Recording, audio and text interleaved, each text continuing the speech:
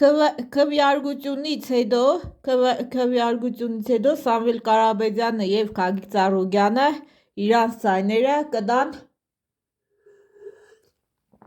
Ռոբերտ Քոչարյանին։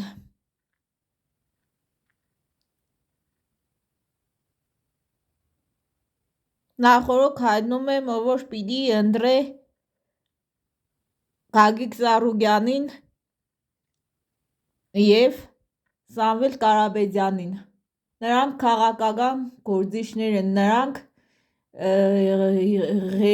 երկիրը կառավարելու գործընթացից շատ հեռու մարդիկ են։ Կարող է